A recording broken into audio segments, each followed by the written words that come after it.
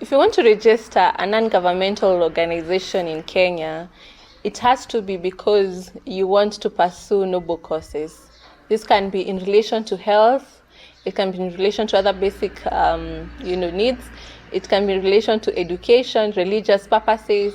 You're fighting something that is good for the community. And you have options. In Kenya, you have 3 options really for now, because the PBO Act is still to come into play yet. So the first option 1 is the non-government organization, NGO. Number 2, you also can register a trust. And number 3, you can register a company limited by guarantee. I will just go straight ahead and discuss my favorite, the company limited by guarantee, and explain what it's all about. So if your courses are as listed above, the ones I had just mentioned, for community and not for profit making, then you can register a company limited by guarantee. The registration is done almost the same way as a company limited by shares, except that the directors have to be vetted so that the government is clear that the persons who are registering the limited by guarantee company are right-standing members of the society.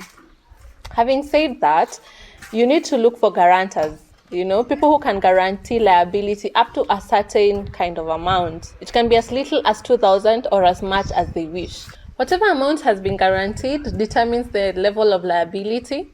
So in case of liability, then the person who has guaranteed, say, 10,000 or thereabout, they will be asked to come in and cover the liability up to that particular amount. It need not be paid at the beginning because it's a guarantee really. So it will only come up when the liability is in question.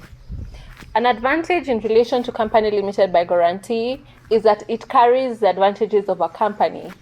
That is to say, it has perpetual succession. It is different from the founders, absolutely. It's a different artificial person. It can enter into contracts on its own. It can be sued in its own name and things like this. So there's clear separation between the company and yourself, your activities as a person and the activities of the company. It has a lot of advantages when it comes to taxation. If you apply for exemptions, which is usually renewable every 5 years, you are able to get that from KRA. If they are satisfied that whatever you're doing is non-profit, then yes, they will give you the exemption. Now, you need to be very clear that your activities are not profit-making in nature, and that can attract, donors and, the persons you want to attract for funding.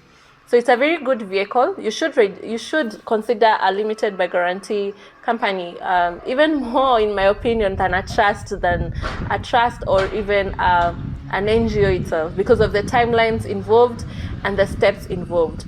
Having said that, a trust has its own advantages and an NGO has its own advantages that we can discuss in another video. For now, thank you. My name is Mary Mukoma.